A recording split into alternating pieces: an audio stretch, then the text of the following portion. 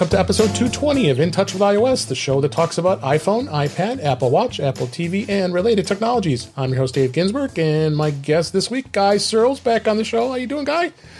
Well, I'm. It looks like you got a cat. I'm a little distracted. Yeah, a little distracted tonight, but I will soldier on. Okay, she'll probably give up in a bit, but yeah, she will. Maybe not. She'll get bored with me, like all the women in my life. And I'm also excited that Kelly Guimont's back on the show. Great to have you, Kelly. How you doing? Hi, David. I'm doing well. Glad to be here as always. So yeah. I always appreciate you having me back. Oh, always welcome. And I thought it was quite fitting that we had this thing called an Apple event. This happened actually yesterday as we record this, and it was definitely interesting what we experienced, and we're going to go through it all today. And we'll forego the news, and there'll be lots of news. And it looks like Warren Sklar has now joined us. How you doing, Warren? Afflicted.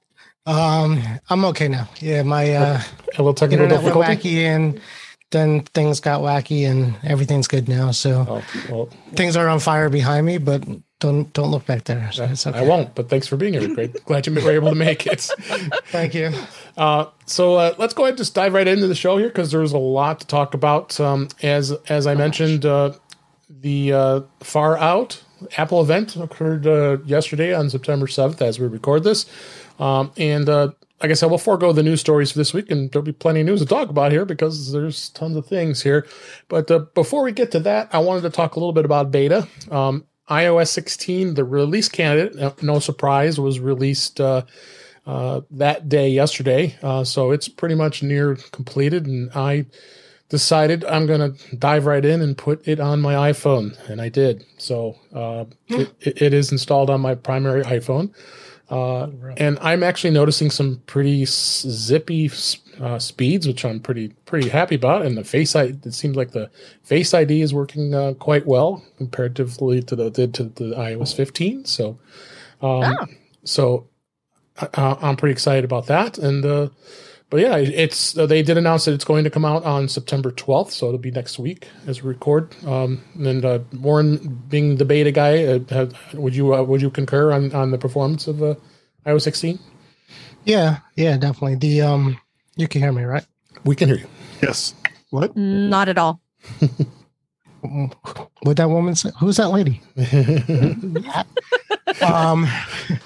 So the last beta, definitely the release candidate didn't seem that much different than the one before, because the one before it was a zippy one. I think it got kind of zippy there. I did the watch. The one thing I noticed with the watch is the unlock the watch with the iPhone used to take, it was hit or miss kind of thing, or even took a few tries to open it up. I thought it didn't work, and I'm like, oh crap. And it worked. You don't even see the message anymore. Can you believe it? Yeah. I did the watch too. So I'm on watch OS 9 as well. Yeah. So I don't know. I don't remember how it was in the last iOS release, if it was fast or not. But the betas definitely were challenging at best to unlock your watch with your phone. So that was good. Other than that, I mean, there's a couple weird things that I've seen. I don't know if you have like a parallax picture as your wallpaper. If it's locked and you unlock it, it moves a bit in parallel just as you're unlocking it. It's really kind of neat. At first, I'm like, the thing's moving. So a couple nifty touches like that. Yeah, no, it's just kind of a neat sounds far out. Yeah, it was far out. That's probably why it did that. Good, nice one. But other than that, yeah, no, it's you know how they are. They could give us a new one next week. It's very possible. This might not be the final. So very possible. But it might be. So yeah, it's good. Usually, what I'll do is we'll get to that. I was going to say usually when the full comes out, I wipe it, restore, blah blah blah. Sure. We know we're getting a new phone. Yeah. So it doesn't matter. We shouldn't do that anymore. Right.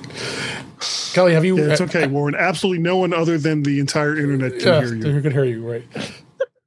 Kelly, have you been dabbling with? Have you been dabbling with any beta at all? Just a bit. I have an auxiliary iPad that I've been that I did put the iPad OS beta on. Yeah. And not until later, much later. Because you know me in betas. And it was pretty stable and felt like refinement. I didn't see a ton of stuff on iPad OS that's dramatically different or anything like that. So that was sort of nice, actually, just so that it's not going to be super overwhelming.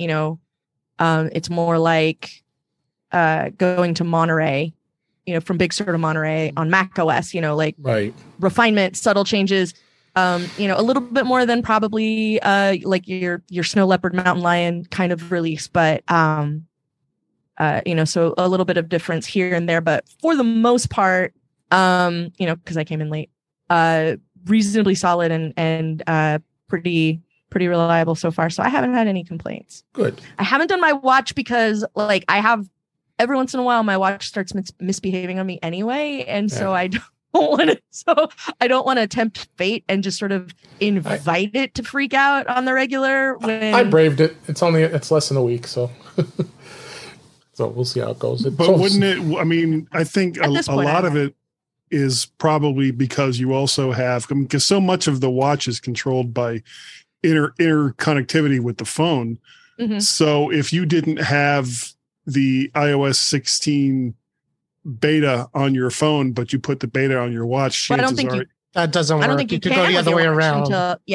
You could have the beta on the phone and the but not the watch. RC on the watch, and it will still communicate. But if you flip it, you're done. Yeah, because you don't have you don't have the option on your watch because, like you said, interconnectivity. It doesn't even give you the opportunity to install the iOS 16 beta if you don't have it on. So essentially, if you or WatchOS 9 if you don't have 16 on your phone. So if you don't have the beta on your phone. So during the beta testing, if you update the watch to the beta, then you're all in if that's the watch you're going to use, because otherwise you could downgrade your phone back, but it won't talk to the watch. So then you got a bricked watch.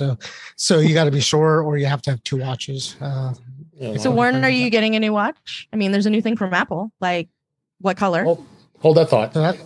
Safety orange, aren't you? Yeah. No, I'm bummed because this green, it was only a year with this beautiful green, and now it's gone. I love mine so much. I love the green. I was really worried it wasn't going to look nice with other watch bands or anything, and it's so good. But mine's going to look terrible next week because it's not going to be green. We'll get to that. Let's hold that because I want to get your thoughts as we talk about the new watches coming. Real quick, tvOS 16 will be out. That's an release candidate, as well as we just mentioned WatchOS 9. And then iOS 15.7 Beta 1 surprisingly was released. I don't know why. Has no description of what it is, but I'm thinking that it's probably the last version for the devices that are end of road on iOS 15. I know it'll be the 6S probably, and any others that were on that can only go to 15. There's only a couple this time, right? I think it's a 6S, 6S Plus, and the 7.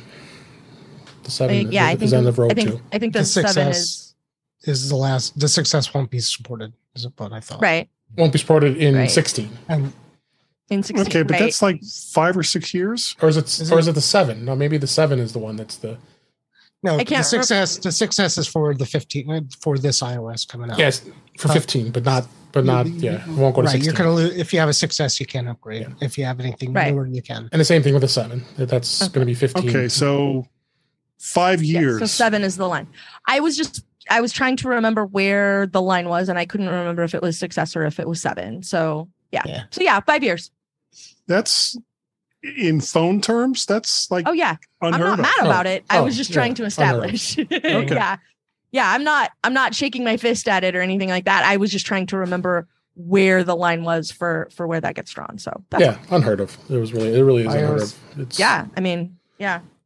So iOS 16. So let's go ahead and move on. Like I said, we've got a lot to cover here. As I said, the Apple event was this week. We were treated to new iPhones, the iPhone 14, the Apple Watch Series 8 with a new SE, and a brand new Apple Watch Ultra. Can't wait to hear what your guys' thoughts are on that. And there's an iPhone 14 Pro and Pro Max, and there is new AirPods. And they don't want to call it AirPods 2, but it is the second generation. So, but go figure with Apple here. So let's start with the iPhone. The iPhone 14 was the first one that was announced. And there's two models. There's the iPhone 14 and the iPhone 14 Plus, which I'm very welcomed that they've done that because of the fact that lots of people could not afford to have a Max because the Max was the only model that had the large 6.7-inch screen. Now it's going to be more affordable, so that's huge. It's going to run on the A15 Bionic chip processor, the same as the 13, and they're definitely going to have some things with that. The improved cameras, and they also have the satellite, the SOS, emergency SOS. It's going to be available, which is awesome. So we'll get into some of those details here in a minute. Like I said, the camera is going to be enhanced. We got a true depth camera, which is at a 1.9 f aperture, which is great. So it's pretty awesome. You have a lot of great things with it. The battery life is going to be improved. You have the action mode on the camera. You have the crash detection. That was a big thing that's added on both phones and the watch because it's going to now detect if you're in an auto accident, which is great. So I was pretty pleased with that. Kelly, what was your initial thoughts on the 14? Did you think they did good with this? I really did, because sort of the headline feature, I think, in all of this is the SATCOM stuff, the emergency SOS, and like, because that's brand new and very big, and it came to every model, and that was very cool. So I was excited about the fact that they rolled that out to every model. And I'm also really glad that they put out the Plus again, because it used to be, like you were saying, if you want to measure your screen size in acres, your only option was the Pro Max. And most people don't want to pay a Pro Max price just to get screen by the acre. And so I think my theory, as you know, I run a home for Crackpot Theories. My theory is that every year we're gonna alternate. So one year we're gonna get a Plus model, and then the next year we'll get a Mini model. And so we'll get the 15 Mini and the 16 Plus, so that people have an option. And so, because I think they found that a lot of people were holding on to a 6S, the 6S we were talking about a minute ago, because there wasn't, if I didn't get an 8 Plus when the 8 Plus was out, my 6S was only a couple of years old. So if I had a 6S Plus, in 2 years, if I wasn't interested in buying a new phone, there wasn't a new phone for me, right? Until very recently. And so I was really glad to see that the headline features all came to every model, because there is a Pro and a Pro Max that we haven't talked about yet. But the big stuff came kind of to everything. Like, we got massive camera improvements all around, not just casual improvements on the regular side and then massive improvements on the Plus side. There's a lot of camera improvement going on. The satellite stuff, the car crash sensors, all those things came to every single model. And I'm really glad to see them doing that. This feels like a real upgrade that's going to make somebody on, a 12, maybe an 11, somebody who's not on a program, maybe consider, the 12 is still really a solid phone, so I can give it to the less demanding person in my family, and I can get something new. And I think, I think they need to do that every so often, and sort of, shake all those 5S's and 6S pluses out of the woodwork, and get people on newer technology. And I think that's really good. I also liked the complete lack of SIM tray, which is really nice. We'll talk about that in just a minute here. I find SIM cards very frustrating when I have to deal with them. So I'm glad they're going away. Anything else on Guy? Did you see anything with the 14? I know you're not too excited about doing any upgrades from you've told us pre-show. So yeah. Well, to me, the fact that it's got better cameras, but they do that every year, right? The 13 has the same processor that the 14 has. Right. To me, if you're not on a 10 or 10XR or 11, I could not recommend doing the upgrade unless there is something specific in the new feature set, whether it's the emergency SOS satellite, which that's kind of an edge case for, I think, for most people looking to upgrade to another phone.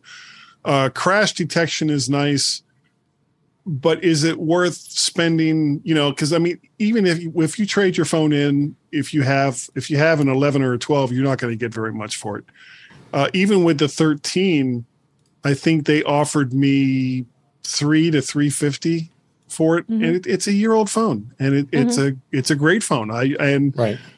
Honestly, I just couldn't see the point in going to a new phone. If you have a 13, you've almost have a 14 already. So if you don't want to, if you don't want to spend the extra money, well, then save it up for next year when USB connectors will more than likely be, or USB-C connectors instead of Lightning will more than likely be across the board on all the devices.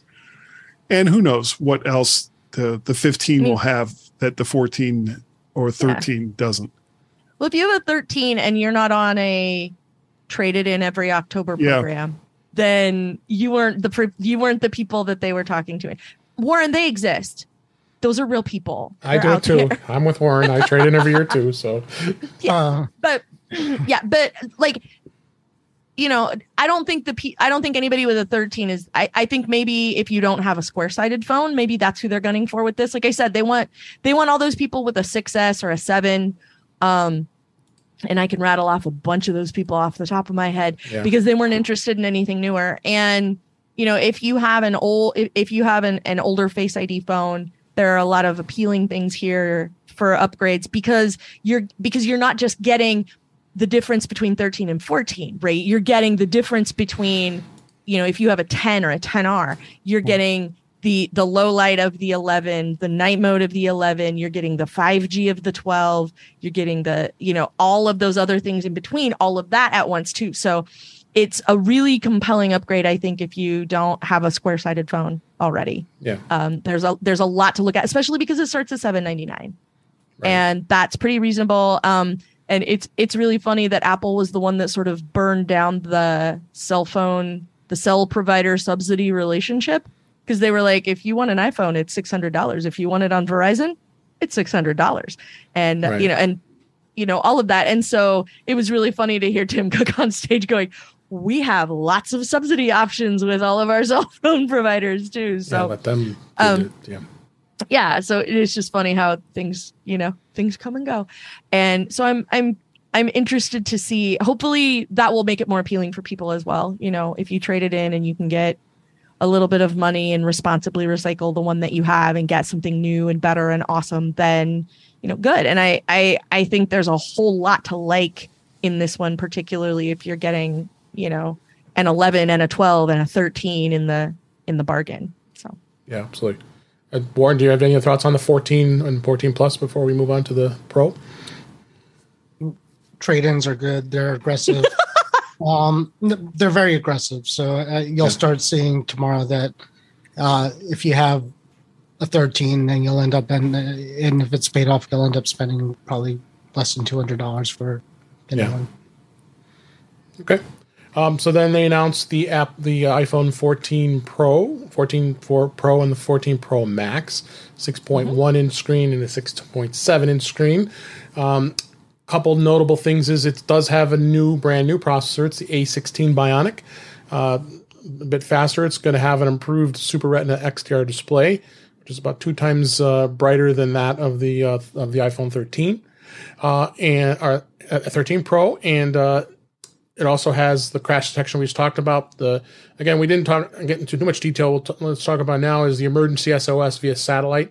That's going to be a service that's going to be available for those who are in an emergency situation, be able to make do text messages and be able to get out through satellite in a rural area or an area that isn't served by cell service. It's going to be 2 years that it's going to be included with the iPhone 14 and Pro 14 and 14 Pro. We don't know where they're going to go with that after the 2 years. There was a bit of chatter about that, and we'll review a lot of this other stuff because there's, like I said, so much to talk about today on the next couple shows here because there's definitely some top topics we can focus on. But I just want to get into general what was announced. But that was huge with the emergency SOS, and I know you guys were pretty excited to hear about that. It does have the crash detection I mentioned for the car as well as you falling, and so just like the watch has had. They did put a ceramic shield on the screen, which was interesting to see on the Pro. That is going to have even better improved protection on the glass.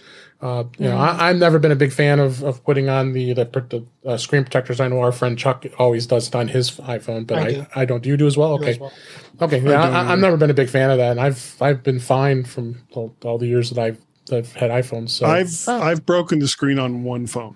I've broken one too. I started with the. I scratched one once. So 3GS. that was enough for me to do the stupid shield. And if you get a decent one, then you don't even know, sir. I don't have my AirPods in all the time, and so occasionally I do have to hold my phone up to the side of my head like a caveman. And I wear diamond earrings, and so at one point in an old phone, on a dumb phone, I have two in each ear, and I wore two little grooves in the screen. And ever since then, I have tried very hard to make sure that doesn't happen. And I will stop putting the tempered glass on. I said this last night on Mac Voices. I will stop putting the tempered glass on my phone when they figure out how to make it so my earrings don't scratch it up, or B, make it so that I can replace the screen for $10, just like I can the tempered screen protector. So Kelly, the diamonds are the hardest material in the world. So let's be a little fair on that. Mine was like a 6, and I went to the beach, and I don't even remember getting sand on it, but it beat the hell out of it. It beat the hell out of the screen. And just, I didn't barely even know how it happened. So, sharks. Of course. Sunspots. I mean, everybody knows that, right? Yeah. So hopefully the problem is with their, saying that it's stronger than last year. There's no real way to test it. And no, so I'm going to go with the glass until somebody says, listen, here's me taking my phone, scraping it across this, and nothing's on my phone. Yeah. And at that point, I'll say maybe, okay, let's go with that. Yeah. Yeah. So the all-day battery life, so they've improved the battery even more, and the Max is going to have the best battery life. I mean, the whole year I've had my iPhone forever. Yeah. Ever, right. They said ever when that was announced. The 13 Pro Max was amazing battery life for me. It's already at 97% on me after a year, so which is still not bad. So that's huge. The MagSafe has carried over, so that's a good thing. And the camera is going to be 3. There's 4 zoom options. Holy God! Yeah, 0.5, 1, 2, and 3x, which is amazing. Not even that. Are those optical or are they digital? Optical. They're optical. Optical. Yeah. The Pro Max has 3x optical. Yeah. Yeah. Well, so did the last, didn't it? What the current one has? I think 3X. it was 2x. It was only 2x. The Pro Max is 2x. It'll do digital beyond 2, but 2 optical. I haven't graduated to 2 yet, so I'll be fine. Besides that, you have a 12 megapixel ultra wide display, 12 megapixel the front facing camera, which is by far the best, and they've done some amazing things with that. But the main camera is going to be at 48 megapixel. But disclaimer to that is it's going to be with RAW, with Apple RAW. That's the only way you're really going to get the Pro RAW. The Pro RAW, excuse me. WE-RAW. Yeah. And the photonic engine was the putting the 4 photos together to get the best of those images. So they've done some great things with that. If you're going to use all that, you better have the 512. Yes, if you're going to be really getting serious, 12 gig option. I'm not that serious of a photographer enough that I can justify. I'm going to be at 256. I was on this 13, but I also have a lot of iCloud storage, so that's going to help me a ton too. So. Yeah.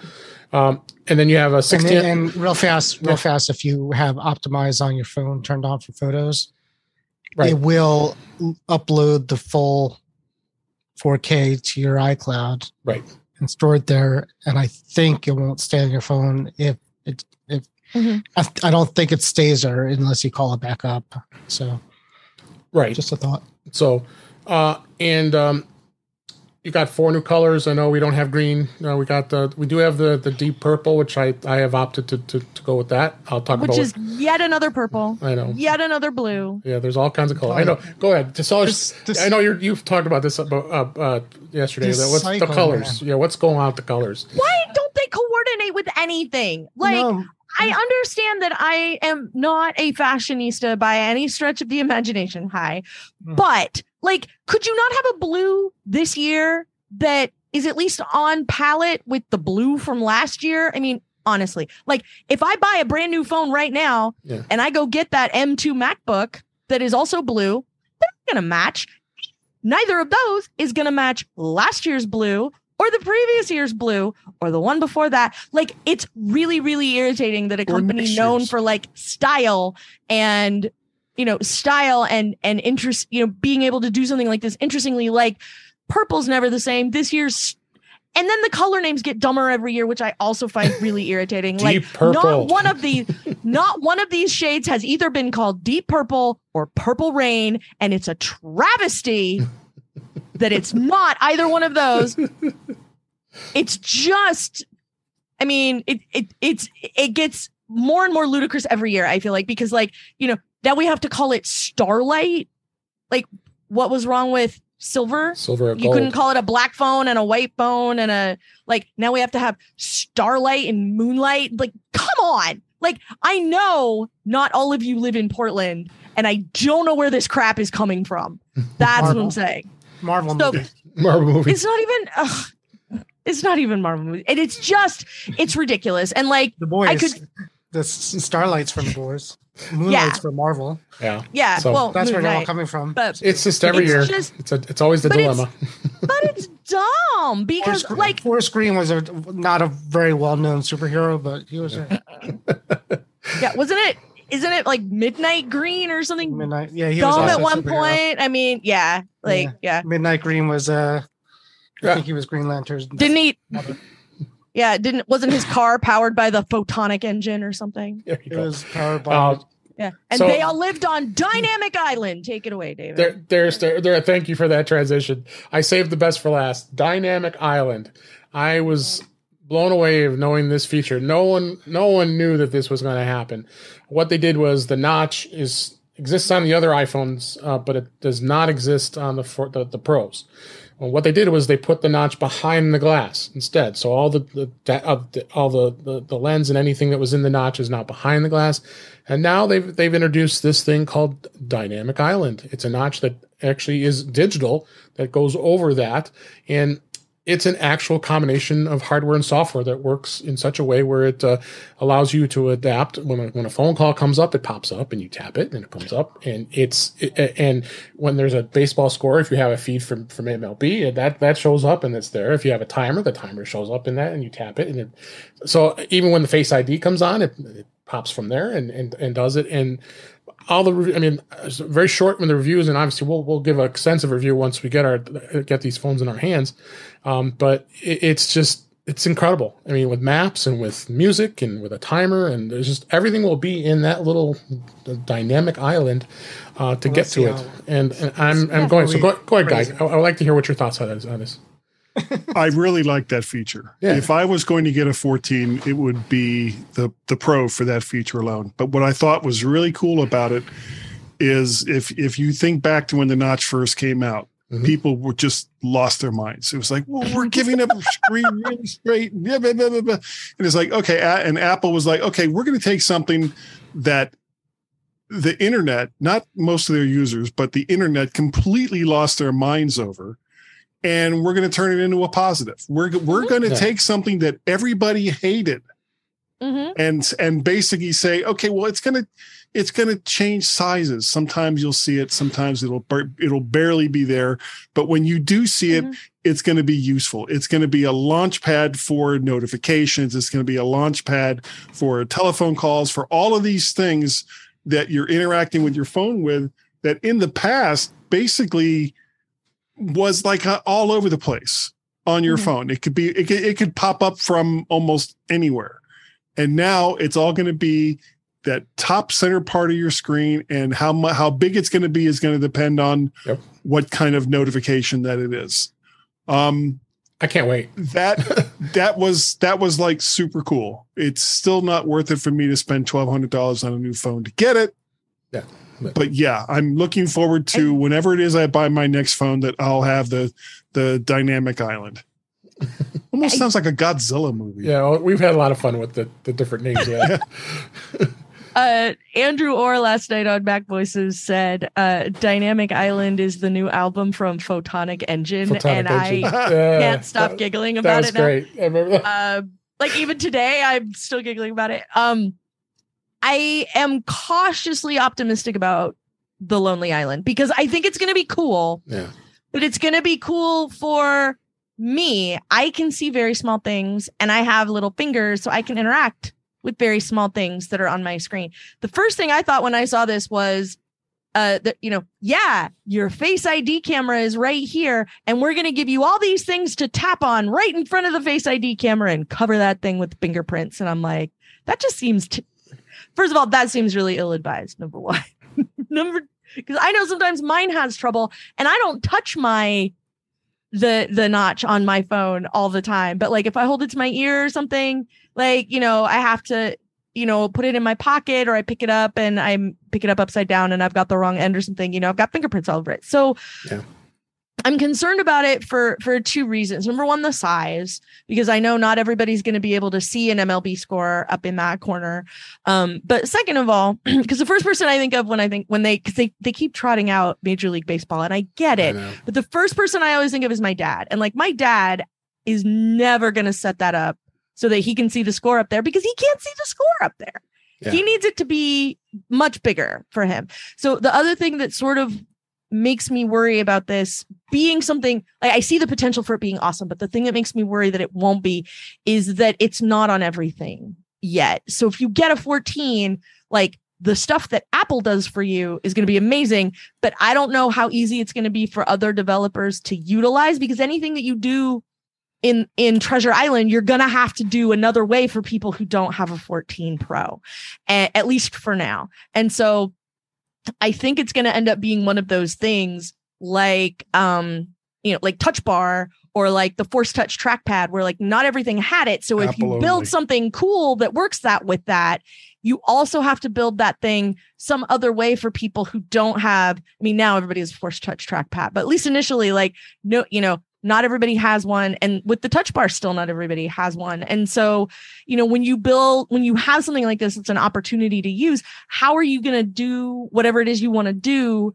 Even if it's easy, like, are you even going to bother, as a developer? That's just another thing for you to have to hassle with, just like another, yet another screen size or yet another, pixel measurement that you have to worry about laying out. And so I'm hoping that it ends up being awesome, that they bring it to everything, that it becomes, that it's something that does dynamically size. Like if you have your phone set to zoom in so that text is a little bit bigger, so it's easier for you to read, that the Lonely Island will do the same thing. Like that's my hope. I don't know. So like on the one hand, yes, Pleasure Island looks like a thing that's going to be super awesome, but I don't think it's there yet. We'll I'm never calling it by its actual name ever again. I just want to get that out there for people who think I got it wrong. Everybody's going to change I know. I refuse to call it anything else. So you were talking about your dad, which reminded me of a funny iPhone story. I have a friend at work who frequently calls me with tech questions. He FaceTimes me, but he holds the phone to his ear. So I get this beautiful shot of like all of the hair in his ear, and so it's like, dude, just put the phone in front of your face. I don't want to see the inside of your ear. There's a commercial where some guy like is calling his adult son, and he's like, "Hi," and he's like, "Dad, hold your phone. Get mom." Yeah, it's really funny. Yeah. So I'm going to go ahead and just go through a few more things, and we're going to move on to the Apple Watch. Of note, we want to talk about the SIM real quick. All iPhone models, iPhone 14 models in the US only, is going to be eSIM. So we've got, we've had there's a bit of a debate on that. I think some are fine with it and happy with it. I use an eSIM. Others are probably not too excited about it. And I think that this is the time. It's the day and age. Everything is electronic. There's the physical SIM cards are from how long have they been around? 20 years at least. Forever, and they're frustrating, and the mobile phone providers hassle you if you need to replace one or if you need to get a new one. It's a giant pain in the neck. They charge you for it. Yeah, the iPhone 14 will never be a burner phone is what I learned yesterday. So the cool thing issues too. Yeah, there is issues. I mean, the three top carriers in the U.S., AT&T, T-Mobile, and Verizon are on board. Apple has added the service to make it very, relatively seamless. We'll obviously see what happens in the wild to allow it. Right. But there's other issues too that you're not thinking of with that too. So I mean, one is traveling to a country that doesn't have an eSIM and their provider doesn't have an eSIM. You can't use your phone, which is going to happen. Because not all companies and all countries have it. That's true. But there are a whole lot of places that do. So, and it just means... Not all of them. I mean, even last year I went to Ireland. I didn't say I went everywhere. to Ireland. So my son, last year, my son, if he had a 14, he would have to get a new phone. Yeah. Because the provider he had did not have a SIM. eSIM. So the other problem you're going to have too is Dave and I in business, when we send replacement iPhones to somebody, a lot of times you just say, swap the SIM card out because that's a lot easier than getting the digital SIM card moved over. So, So, I mean, it's going to be interesting to see where it goes. I'm not saying it's a showstopper. I'm just saying there's going to be a growing pains for that. Absolutely. Yeah, I think there will be. But I also think that like when I switched from a physical SIM to an eSIM on my 12 Pro, it went fine. I needed to be on the phone with them, on the chat with them, and in a lot of instances where I know people have done it, it's been pretty straightforward. So that's been really nice. So overall, the point is, it's a part of the phone that the rest of the world possibly still uses to put into the phone. That's not going to be there anymore. They must, or it wouldn't be limited to the U.S. I think within 2 years it'll be a moot point.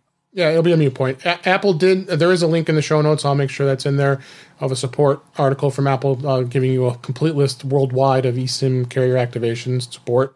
So you have to make a judgment call if you are somebody that frequently travels overseas outside the United States. Right now, it's just the United States. So if you were to buy an iPhone in any other country, including Canada or Mexico or any other place in the world, you're going to have a physical SIM card slot in the iPhone 14. Right. So, but if you buy it here, you won't out there. Right. If you buy here, you won't. Right. Did you see the picture of the Lightning connector to eSIM adapter? No, I didn't see that. Put it out there. I'll have to get that.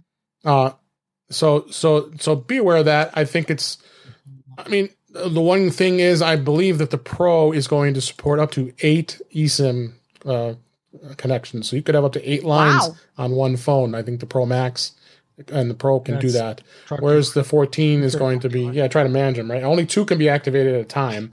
So you have the other ones in reserves. I don't know anybody who would be that crazy to have 8 lines on their one phone, but there's crazier people that carry around 3 and 4 phones with them. So James Bond, maybe. Exactly. But the same, it'll work the same way. Like I do it now. I have a physical SIM in the slot right now for one extra line and my primary line. Now I'll just transfer that to the eSIM and be done with it. And it can easily be transferred later. T-Mobile is on board with it. So, but like I said, there is a support article about it. So check that out. But that was a bit of a concern. I saw that, and I did kind of predict that because it had been rumored, and I made a prediction that this was going to happen. So, It is what it is, and we'll see what happens here. I'm just going to jump through a few of these things, and I'll talk about these things in future episodes here. Apple Care is going to be updated to have unlimited repairs, and that's going to go across all devices. That's a new feature. So unlimited repairs, including the instead of having limits, I believe even accidental damage, there's going to be unlimited. You still pay for it, but so they really have expanded on the Apple Care, so that's changed. And a couple features, the Fitness Plus is going to become available to all iPhone users. You don't have to have an Apple Watch. That's coming in the fall. Apple is going to delay the release of iCloud's shared photo library feature in iOS 16 with the 14. So that's going to be something that you'll have to we'll talk about. We'll hit this again. So, but let's just talk about the lineup here real quick. Here's what's going to be available. So the line now is going to be the iPhone SE. You have the iPhone 12, just the 12. Everybody, including our friend Brittany's, unhappy there is no 14 mini, but 13 mini will still continue to be sold for $599. It's only going to be one storage option, 128 gigabyte. 13. That's still an awesome price. Yeah, it's $100 less. Phone. It's $100 less than it was. Yeah, so the 13. And it's a great phone. The regular 13 will be available. Actually, and do you remember, Dave, that all the talk about $100 price increases across the board? Yeah, prices not changed. All the same prices. All the same prices. Didn't happen. So they're still going to sell the 13, the standard 13 model, and then so people want the cheaper models up to the 12 and the SE, then they're fine. And then the 14 will start at $799. The 14 Plus will be at $899. I know that's not going to get released until October now, the Plus, for some reason, because it's a new model. I think because it needs production, because it's a new production of a new phone. Pro, 14 Pro, $999, and the Pro Max will start at $1099. Pre-orders are tomorrow as we record this at 7 a.m. It's 8 a.m. Eastern Time, 5 a.m. Pacific Time. I've already got my pre-order in. And Warren, what color are you going with? And which I know you're going with the Max, but what color are you going to go? I just picked the black. Okay. I'm not a purple person, so black 256 gig, and I'm getting. Oh, come on, Warren, live on the edge. I'm doing deep purple. I went with it. Go purple. Yeah. No, I just put a case on anyways. Hopefully I'll find a nice. Well, you could have an edge case. I do have an edge case. Yeah. Edge case. The purple, I mean, it's not for me, but my wife would like that. She's into purple. I went with the new colors the last couple of years. So the blue was this. So you went with purple? Yeah. I went the was it the deep? Is it deep purple? Is it called? I think it is. Yeah. So I hope so. Good rock band. So it was. Look at the Apple trade-in for. I know you're on the not for you, Dave, but it's pretty good. Yeah, they're doing really. They've been very generous with the iPhone trade-ins. So they're actually better than T-Mobile was too. So yeah. So Kelly, you're going to hold off, right? You're not ready to jump. Yeah. Well, we're waiting to see. I showed last night when Mr. Kelly got home. He said, "Okay, so what's the big deal today?" And I showed him the quick breakdown, and then showed him the SATCOM stuff, emergency SOS, and the new Apple Watch that we're about to talk about. And he was very upset because this event might cost him a bunch of money because he could really use it.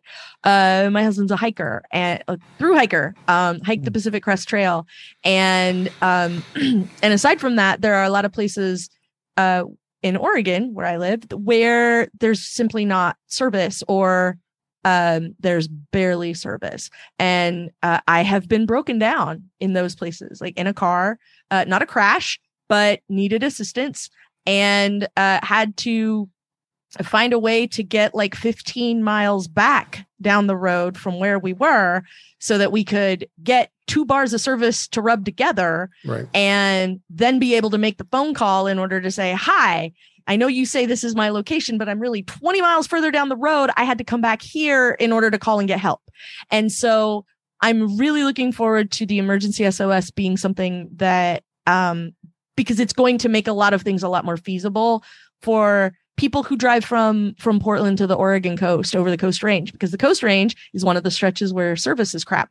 And anytime you get a little ways away from the I-5 corridor, it can be a crapshoot what kind of cellular reception you have. And I think, like I said last night on Mac Voices, I live not far from a mountain that eats a couple hikers or skiers every year. Yep. And so, for folks who are up there and can't get service, for one reason or another, or are having a hard time getting reception, in weather or something, having something like this that makes it possible or at least more likely that someone will be able to find you, I think is going to be super, super great. And I'm glad that feature rolled out as far and wide as it did. Yeah. And, So, and I know, so it's possible my house will get one. It may not be Kelly. and Guy, I know you're sticking with what you got, right? Yeah. Okay. Easy enough. So let's go into the Apple Watch here. I'll be real quick on the two models, and we're going to focus a little more on the Ultra since that's the new model. They announced the Watch Series 8. Notable things is the temperature sensor, which is great, and the crash detection is been added as well.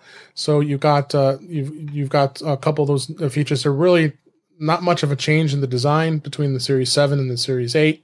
I don't see a lot of compelling reasons to upgrade between the two models.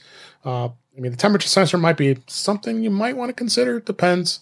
But other than that, I mean, really nothing to me stood out. Do you guys? That's the new thing. It's sort of a 7S, like a Yeah, so I don't. And I'm glad for that. Like, I think the thing a lot of people are waiting for is like a blood sugar monitor in some way, Absolutely. to be able to do that. But a couple of people asked me about that yesterday, and my response was that whether or not Apple can turn that into a good experience, Apple being able to do it in a way that will make regulators happy is probably the part that they're having the hurdle with. So, and that's just me guessing, but if you're going to make something like that people want to be able to rely on, then it's going to need to be unbelievably accurate, and there may not be a way, they may not have cracked that nut yet. So I'm not surprised, but it's a really nice incremental upgrade. I was hoping that maybe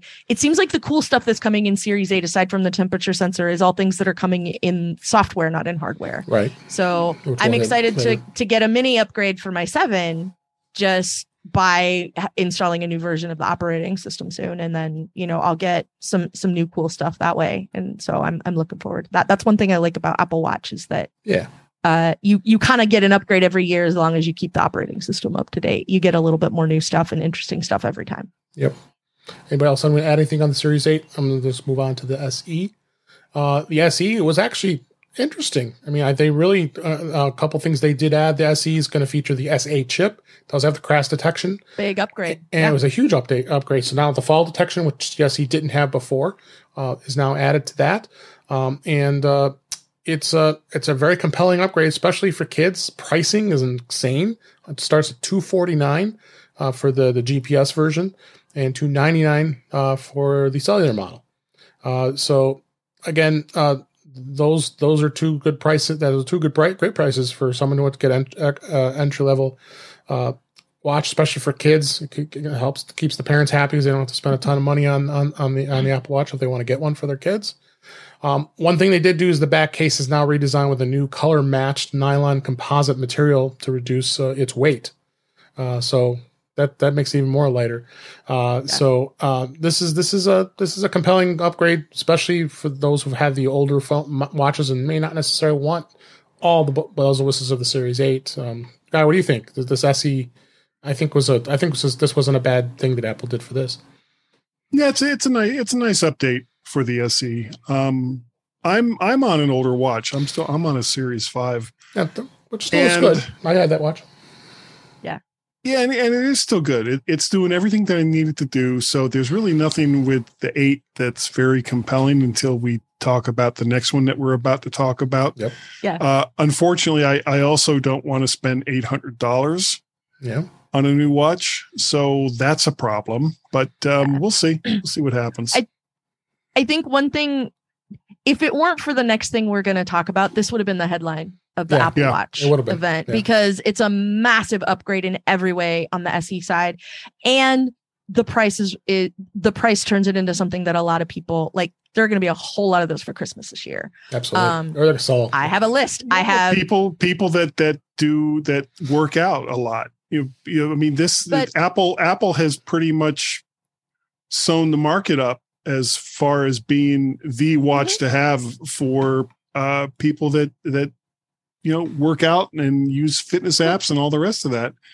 So think this also sort of kicks the door in for people who maybe don't have one or aren't necessarily people who work out, but it's nice to have an iPhone outpost on your arm. Yeah. That's and true. I think that's handy as well. But I think not just kids. I know they were doing a whole lot of marketing for kids, but I have a whole bunch of parents and in-laws and older people in my life of a particular vintage who could really do with strapping boomer. something to their arm every day, who it would be nice to have somebody know that they had fallen. It would be nice if they could track, like my mom fell and broke her leg in like 6 places, was on a bike and had a bike wreck. And, and if she had that, she would have had 911 dialed before my stepdad figured out she wasn't riding behind him anymore and went back to get her.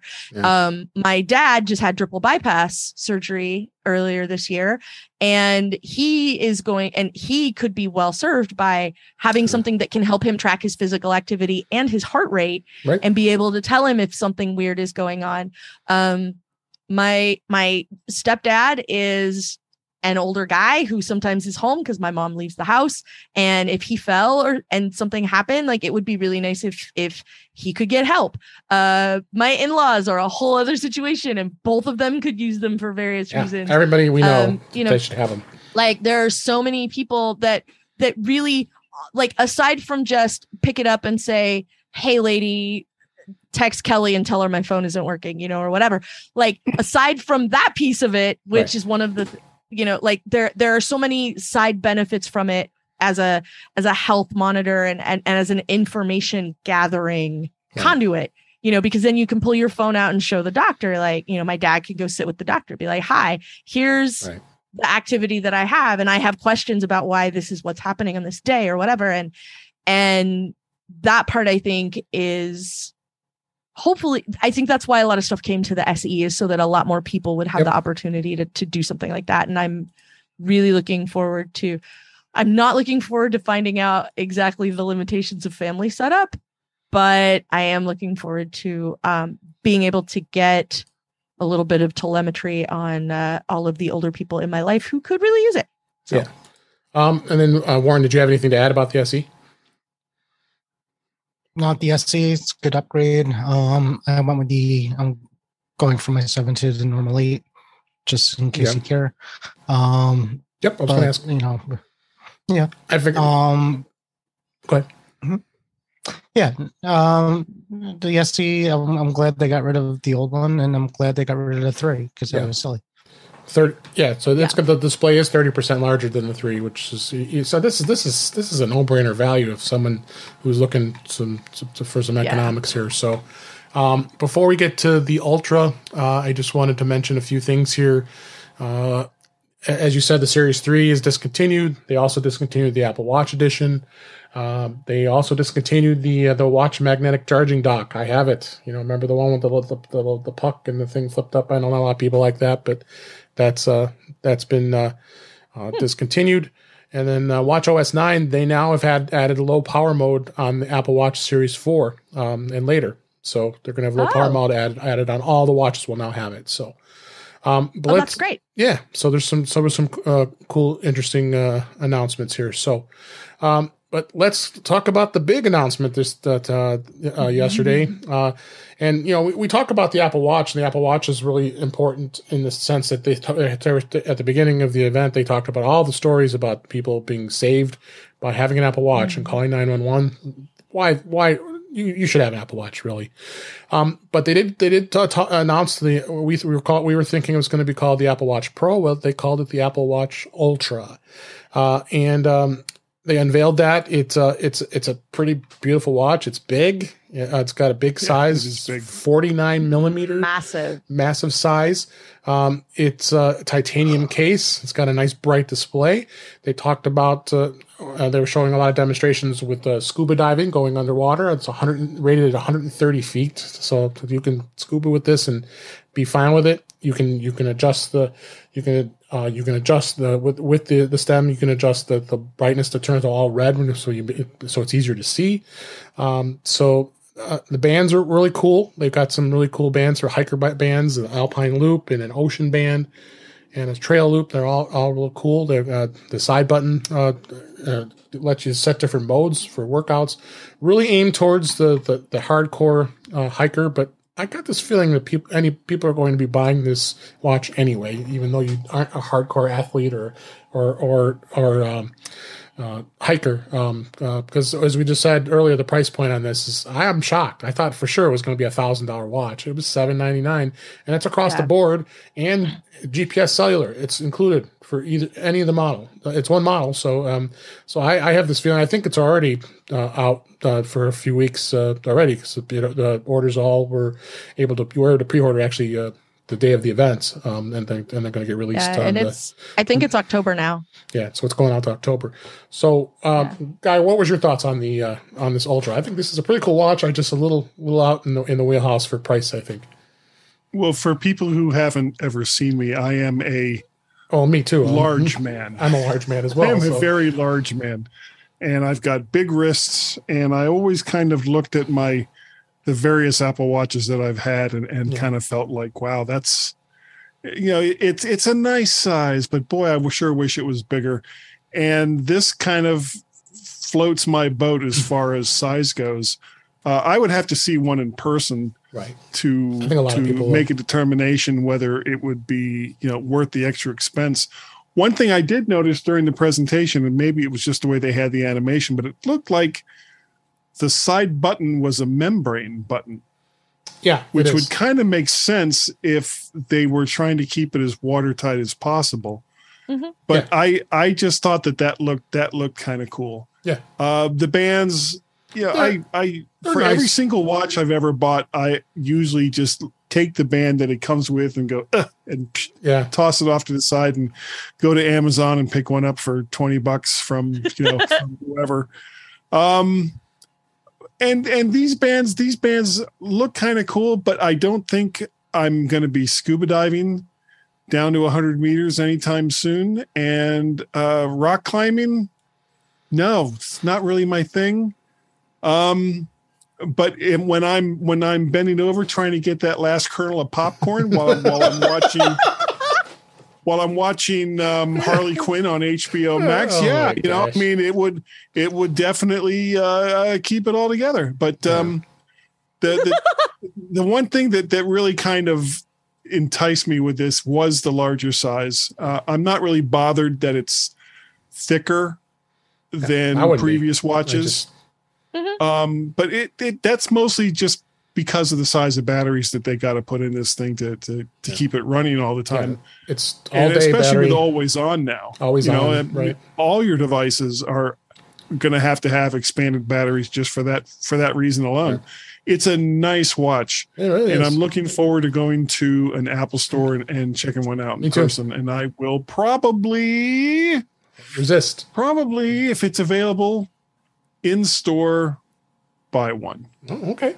That's surprising. But I don't even want to make it a decision on it one way or the other until I get a chance to look at it. I think it's smart.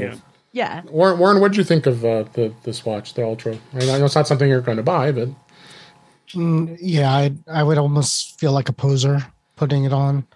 My current watch tells me to do things and I don't listen to it as it. So I can't imagine this one shouting, telling me to climb mountains. I don't think it's going to. How dare you tell me to climb mountains? Yeah, Warren, you gotta get your badge for climbing 3 mountains today. I'm like, no, I don't think I'm going to do that. I'm gonna watch Stranger Things with Guy, I think. Star Trek Lower Decks. So, literally, the only reason I would ever, me personally, get it just for the screen size because I'm going blind. So my joke is you're going to get a lot. So you're going to get 2 groups of people with this. You're going to get like real extreme sporty people who really need it, right? And then you're going to get grandmas at the mall trying to see who's calling them and seeing if it's their kids because they can't see the screen on the other ones. Because that's what they do. Because my mom has a 12.9-inch iPad Pro, latest model, to watch TV on. because her eyes are bad. I said, "Mom, you're spending $1,000 on something that you're using as like a second screen, TV screen." She's like, "I don't care. I don't care. I can't see anything else." So I would think it's funny if they if during the keynote they kind of had a room full of extreme sportists and grandmas just kind of hanging out with each other. And I do appreciate the I appreciate the theme of the show was basically extreme. Everything's extreme. Satellite communication. In the middle of nowhere. You're doing things so dangerous that you're probably going to fall and die in a place where nobody's going to find you. This is our year. So, there's probably one guy at Apple who's been begging Tim Cook to do this kind of kind of theme one year, like this probably hang glider guy. It's like, Tim, this year, come on, we'll do it. Fine, Johnny, we'll do it this year. We'll do the extreme shit stuff. And we'll be like, well, he used to work there, but we miss him dearly. Well, he'll be back because will he? Will he? No, well, they'll find him with an Apple Watch Extreme in the bottom of a lake somewhere, and both the watch, bottom of a ravine, both the watch, and he will be alive. That escalated. And it'll be calling he survived it and watched survive. So yeah. So anyways, not for me. I mean, I'm going to just invest with these reading glasses will probably save me $400 on the watch because there you go. And all the grandmas will be walking through the mall going, "What? What did you say?" Yeah. No, they all do the same thing with the phone. Who's calling? They're all going to the Apple store. Do you have a vinyl slip cover for my watch? I tried to crochet one, but I just couldn't make it big enough. Bobby, I'm at the mall now. I can't. Hey. Bobby, I can't talk now. So last but not least, Kelly, you'll just give us a brief what your thoughts on the Ultra's final thoughts. I think it's going to be super useful for people who have that sort of utility. Like they said, you've got a dive computer strapped to your arm now, and that sounds amazing. And I really liked I liked seeing all that this was some of the potential that we saw with the Apple Watch initially, and some of that is being realized, and I really like that. And so I'm hopeful. I really wasn't interested, but then they got Oscar Isaac to do the voiceover for the ad. So now I have to buy one. And I'm kind of bummed about it because it looks like such a slab on the arm of a mere mortal. Obviously, not David, not Guy, but like on a standard issue sized human. Like I want to know. Exactly. And I want to know how much the wheels are that I'm going to have to buy to drag my arm along behind me if I get one of these, because it just seems massive.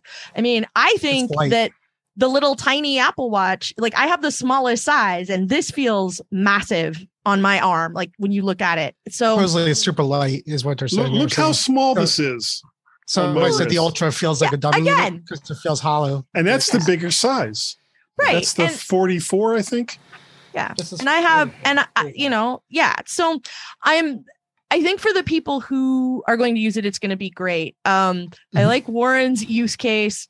My joke was that it's going to be the Range Rover of watches. So people are going to buy this thing that's meant to go out in the wilderness and get dirty and muddy and covered in snow and messed up and go have grand adventures. But like, I can't do that because it was really expensive and there's no way I'm ever letting dirt anywhere near it. We'll go to brunch. Exactly. Extreme brunch though. It'll be extreme because you have the action button. Yeah. I'm going to use satellite to get another mimosa. Kelly, what I picture is like two extreme people just meeting in the mall, accidentally looking each other off. And then they touch their watches together to see if they're the same big size. Dude!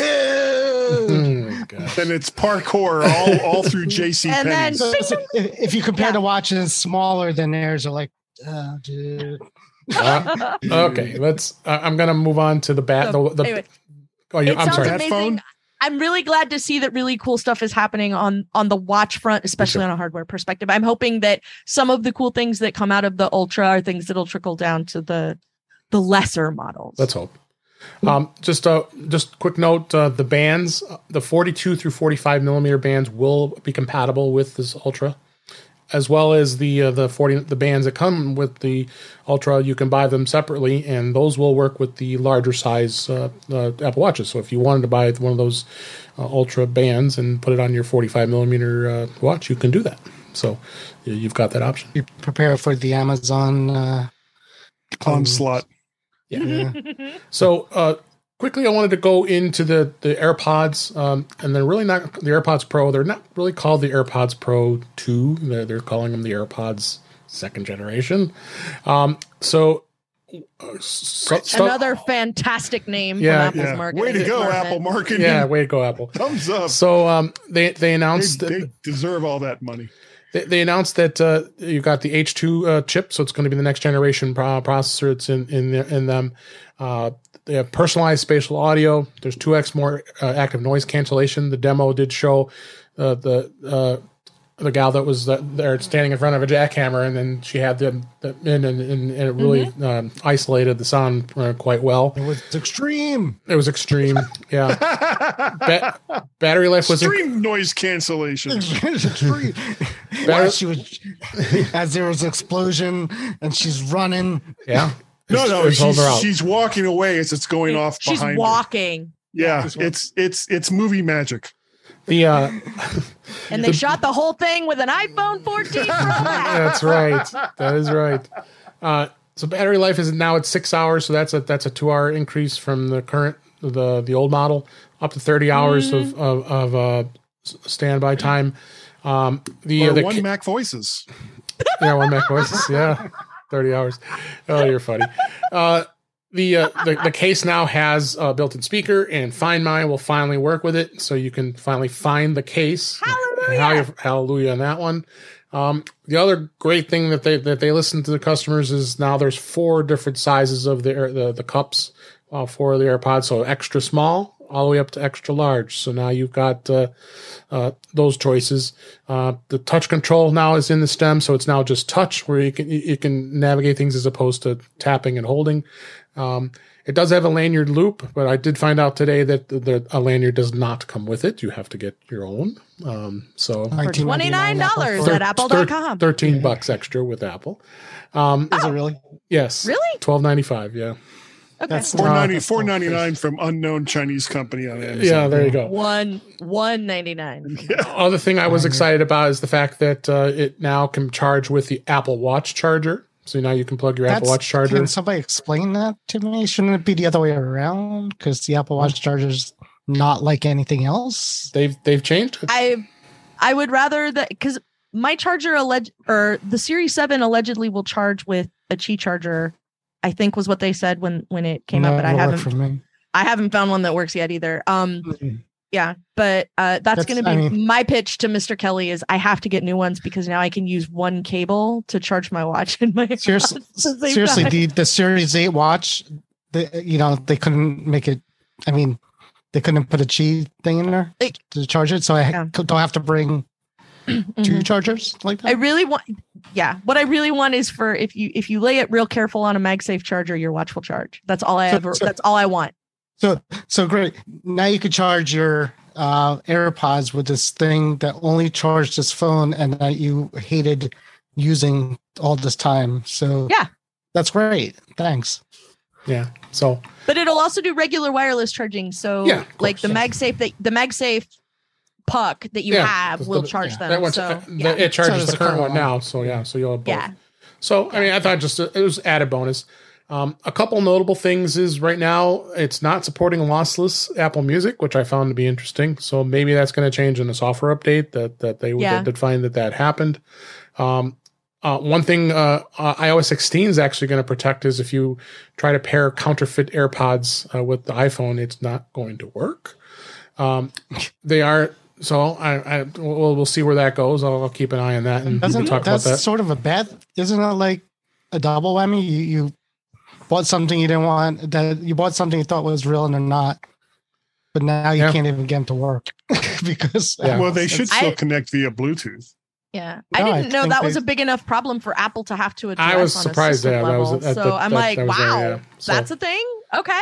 Yeah, I was surprised with that too. So, so overall, is this something you would get, Kelly? Would you upgrade? Are you going to upgrade? I'm considering it mostly for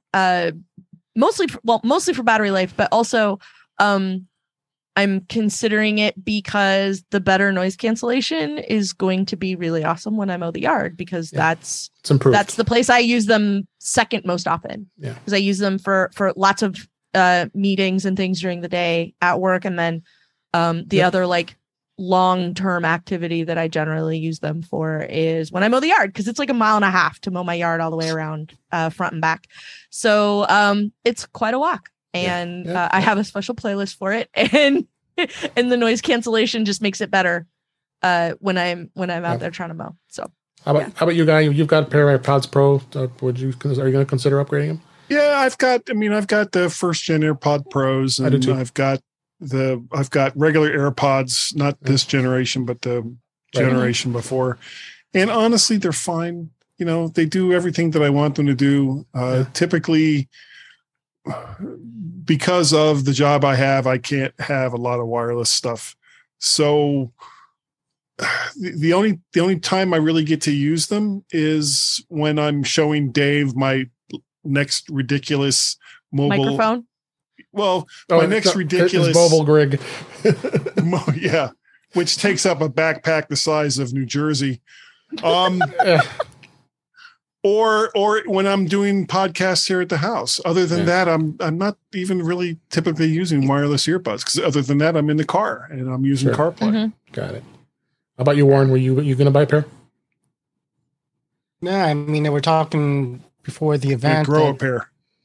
Sorry. Gotcha. They were talking before the event that it might have some kind of better switching between devices thing going, and they didn't talk about that. And that would be the only reason I would get it, because that's the only thing that drives me crazy, is that it tries to connect to things just when I look at it side-eyed, and I don't like that. So I thought maybe they would fix that. Maybe this Bluetooth LE will, sort of, but they didn't talk about it. So I don't know. Something to explore. So, other than that, I have no there's nothing compelling that it does compared to the ones I have. Okay. Yeah. I think I'm going to probably jump and grab them, because I like the fact of the case. And by the way, you can get an emoji engraved on the case if you so choose. So of course you can. So it's so important. Usually I don't engrave the AirPods line. So they just announced, actually today as we record this, that a second generation, I think it's a second generation of the AirPods, the bottom line. That one's at $129. You got the AirPods 3 for $169, the 3 with the MagSafe case at $179. The AirPods Pro, the second generation, they'll be at $249, and of course they'll keep the AirPods Max headset for $549. So they still have they're very popular. They're still going to continue to be going with that, and I think it's going to be it's definitely interesting to see where all these products go. Pre-order for the iPhone, as we record this, by the time you hear this, it'll already probably be past. The iPhone goes pre-order tomorrow morning as we record to at like I mentioned earlier, 5 a.m. to 7 a.m. Same thing with the AirPods. The Apple Watch models were available at release. You could start placing orders already, and I believe they're shipping on September 23rd, if I'm not mistaken. And I know a lot of the watches are every Friday. This Friday, a bunch of stuff goes on pre-order, and then after that, for like 3 or 4 Fridays in a row, a new thing actually starts showing up for people. Absolutely. I just don't remember what order they're in, but it was something like that. But we'll have plenty of things to talk about in the next couple episodes with all that other stuff that's being released. We'll hear more about it. Again, this was only a day after the event, and you're always hearing about new things that was not announced during Apple's event, which is usually typical. So you can count on us to get you that information. So with that, let's go ahead and wrap up for this week. That's a wrap for this week. Please send your comments, questions, and suggestions to our email address, which is feedback@intouchwithios.com. You can follow us on Twitter @intouchwithios. Support the show by buying me a coffee at intouchwithios.com/coffee. We would really appreciate it. You can also become a patron of the show by going to patreon.com/intouchwithios. We have 2 tiers available to support the show. We would really appreciate it. Make sure you like, share, and subscribe so you are notified when we are live streaming, which usually is at 8 p.m. Eastern Time, 5 p.m. Pacific. on our YouTube channel, which is youtube.com/intouchwithios. You also can go to our In Touch with iOS magazine on Flipboard, where many of the articles and topics we discussed are flipped into that magazine. And boy, I'm going to have a lot of links to throw in there this week. So there was a lot to talk about. So check that out. That link is in the show notes. You can subscribe to the show in your favorite podcatcher, including Remir, Pocket Cast, Overcast, and many others. But better yet, just go to our website at intouchwithios.com, where all the links to all the ways to listen to us are there. I am Dave Ginsburg, and you can find me on Twitter at DaveG65. Kelly Guimont, thank you so much for being here. Where can people find you? We appreciate you being here. I'm always so happy to have that you keep inviting me back. Regardless of what happens. I feel like today's big headline is that Warren showed up. You must not have told him I was coming. I feel like I haven't seen you in like months. You haven't. I don't think you had. So I was wondering if you were still here. I generally can be found on Twitter as Verso. You can also find me some Tuesday nights over on Mac Voices Live with Chuck Joyner. And the rest of the time, for the most part, you can find me over at The Incomparable on both Greetings from the Uncanny Valley, a show I do with Don Melton about Westworld, and I Want My MCU TV, where we talk about the latest show on Disney Plus. And I do that with also Don Melton and Lisa Schmeiser and Nathan Alderman, and we have so much fun doing it, and you should go check it out. And the rest of the time, when David sees fit to have me back, you can find me here. Awesome. Thanks again.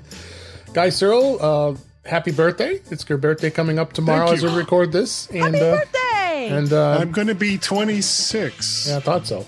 Thank you for being here. Always appreciate you being here. And tell everybody where they can find you.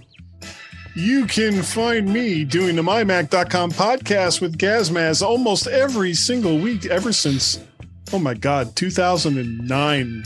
2009, my God. You can contact me via email, podcast@vertshark.com, or guy@mymac.com. I am Mac Parrot and VertShark over on the Twitters. The website is vertshark.com. I am VertShark over on YouTube, where you can see all of the vids, and then you can like, share, subscribe. Did you see it the first time? There's 3 right there. We have a Skype telephone number, which is 1 or +1 outside the United States. Area code 703-436-9501. Thank you. Thank you. Thanks again. And Warren Sklar, last but certainly not least, where can people find you? Like Kelly said, you'll never know. So, could be here one No, day. I said that. Did you? Yeah, that's me. Okay. Like I said, you'll never know. But other than that, I'll hopefully try to. I'll be around next week. Should be good. All right. For both shows. Great. Thanks for being here. And shout out to a couple people in the chat for this week in our chat room, which is, again is at youtube.com/intouchwithios. John, thank you for being here. And Pat, thanks for your comments this week. We really appreciate it. And we really appreciate everybody coming here to listen to this show and watch our show. Really appreciate it. A lot of fun doing it. And we'll talk again soon.